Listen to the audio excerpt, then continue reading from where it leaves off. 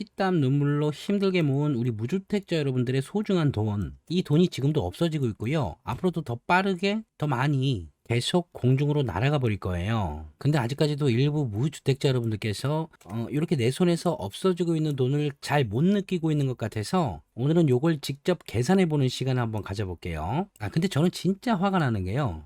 솔직히 무주택자분께서 잘 몰라서, 그래서 돈이 이렇게 타오르는 결정을 잘 몰라서 하셨다 그러면 알게 된 다음부터 방향을 바꿔 가시면 되는데, 이게 누군가의 사익을 위해서 의도적으로 조정이 될 수도 있었어요. 나 이게 진짜 싫은데 이 얘기까지 간단하게 해볼게요. 집값은 조정될 거니까 지금 사지 말고 떨어지면 사라. 근데 이렇게 조정의 근거가 공급이 많아져서가 아니고 금리가 올라갈 거기 때문에 조정이 받을 거다. 그래서 떨어지면 사라. 그래서 제가 이거에 대한 영상도 몇 개 만들었었는데, 요거 얼마큼 떨어질 때 사는 건지, 그럼 떨어지기 전까지는 월세로 살아야 되는지 전세로 살아야 되는지, 뭐 이렇게 말씀드리면서 이것만큼 바보 같은 생각이 없다라고 말씀드렸었잖아요. 근데 어쨌든 기준금리도 올라가고 시장금리도 올라가고 우리가 느끼는 금리는 올라갔고, 어쨌든 결과적으로 지금 일부 시장은 조정을 받고 있는 상황인 게 팩트입니다. 근데 제가 예전에 이런 말씀을 드렸었어요. 금리가 올라서 집값이 조정을 받으면 현금 부자들만 좋은 거다. 어차피 우리의 피해는 더 커지기 때문에 다른 이유로 집값이 떨어질 거라는 판단이면 몰라도 금리 때문에 집값이 떨어질 거라는 판단이시라면 지금 집을 사셔야 되는 게 맞다. 이렇게 말씀을 드렸었는데, 지금 이게 왜 그런지 금리가 올라간 이 시점에서 계산을 한번 해보려고 하는 거거든요. 자, 계산 한번 해보자고요. 가격, 대출, 내돈, 금리 이렇게 해보고요. 가격을 우리가 6억으로 잡아볼게요. 대출을 3억 6천으로 잡아볼게요. 그러면 내 돈은 6억에서 3억을 빼니까 2억 4천이 들어갔겠죠. 금리는 3.15를 계산해 볼게요. 그럼 이렇게 되면 연이자가 대출 금액 곱하기 이율 하니까 1134만 원 나오고요. 좀 크게 해볼까 이거를 화면을. 네, 이렇게 1134만 원 나오고요. 그러면 월이자는 요거 나누기 10이죠. 그럼 월 이자가 94만 5천 원이 나오네요. 그러면 월 상환액을, 원리금이죠, 원리금. 월 상환액을 원리금이라고 써드려야겠네.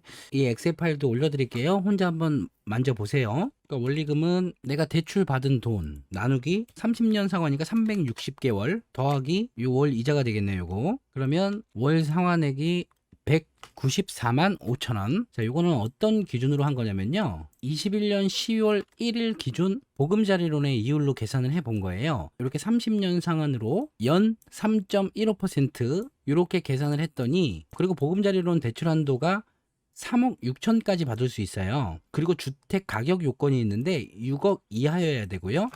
그래서 여러분들께서 만약에 21년 10월 1일에 이 조건으로 보금자리론을 받았다면 월 이자는 94만 5천 원을 부담하게 되는 거고, 원금까지 합치면 194만 5천 원을 부담하시게 되는 거예요. 자, 그랬었는데 이 기사를 보셨는지 모르겠어요. 7월 보금자리론 금리 연 4.85%로 급등. 그러니까 금리가 이렇게 올라갔다는 거죠. 자, 그래서 한국주택금융공사로 들어가 봤고요. 여러분들께서도 여기서 확인을 한번 해보세요. 여기서 쭉 읽어보시면 요 보금자리론에 대해서 아실 수 있을 거고요.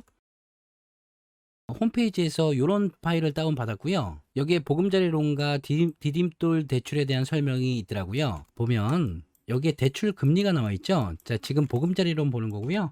여기 이렇게 보면 대출 금리가 나와 있죠. 요게 21년 7월 기준이잖아요. 그러니까 이렇게 올랐다는 거예요. 21년 10월 1일 기준으로는 30년 상환할 때 3.15%였던 금리가 22년 7월 1일 기준 똑같이 30년 상환할 때 4.7%로 올랐다는 거예요.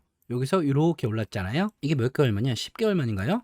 아무튼 이렇게 올랐는데 요거를 계산해 보자는 거죠. 자, 요거는 금리가 3.15%일 때고 21년 10월 1일 기준 이거 똑같이 만들어서 복붙하고 22년 7월 1일 기준 똑같이 6억 3억 6천 내 돈 2억 4천 들어갔는데 금리만 몇 퍼센트였죠? 4.7%, 금리만 4.7%로 올리면, 바꾸면 아주 깜짝 놀라실 거예요. 이렇게 일단 내 연이자가 1134만 원에서 1700만 원 올라갔고요. 월 이자는 94만 5천 원에서 142만 5천 원으로 올라갔고요. 월 상환액은 242만 5천 원으로 올라갔네요. 이 차이가 한번 볼게요.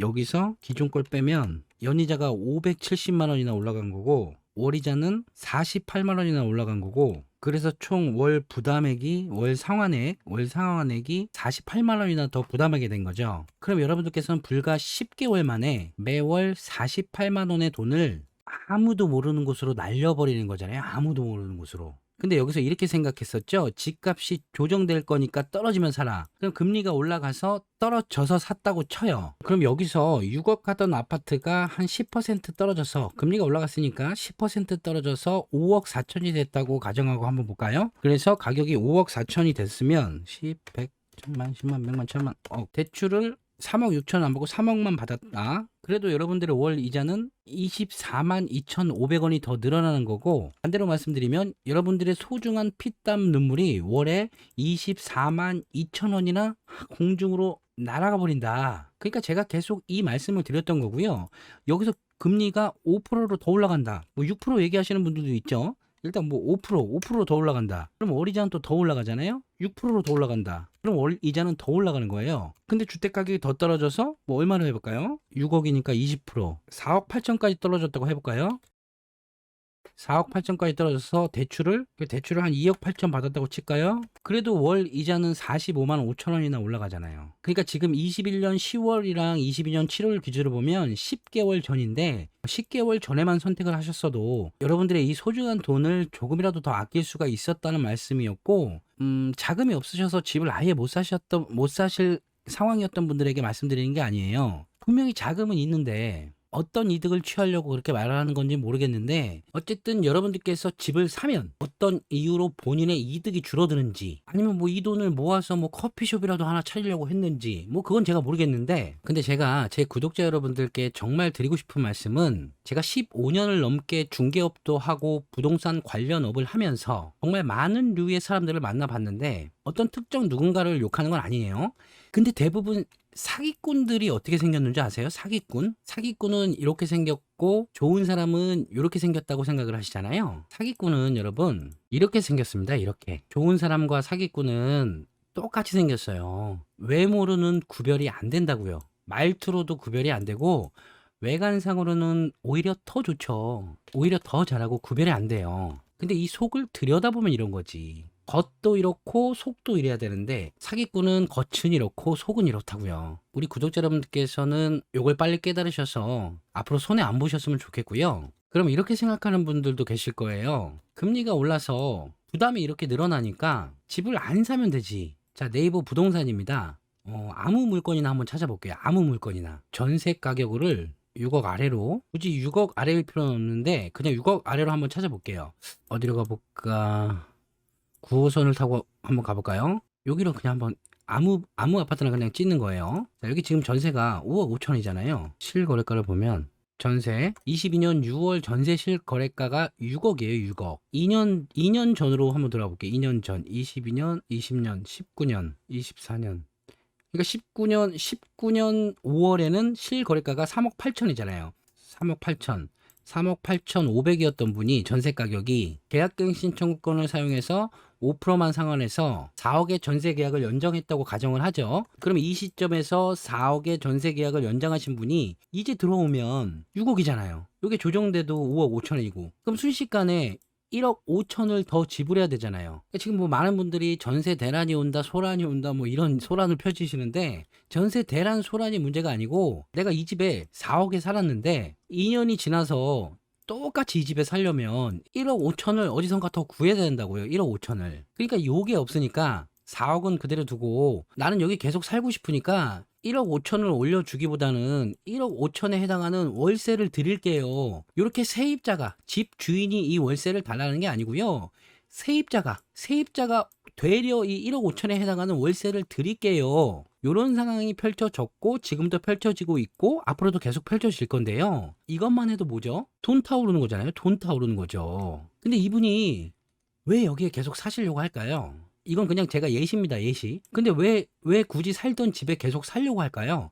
1억 5천을 더 내면서 학교 때문에 학교가 있잖아요. 학교가 애들 학교가 있는데 어딜 이사 가냐고요. 어딜. 근데 시국이 지금처럼 이렇게 어수선해지기 전에요.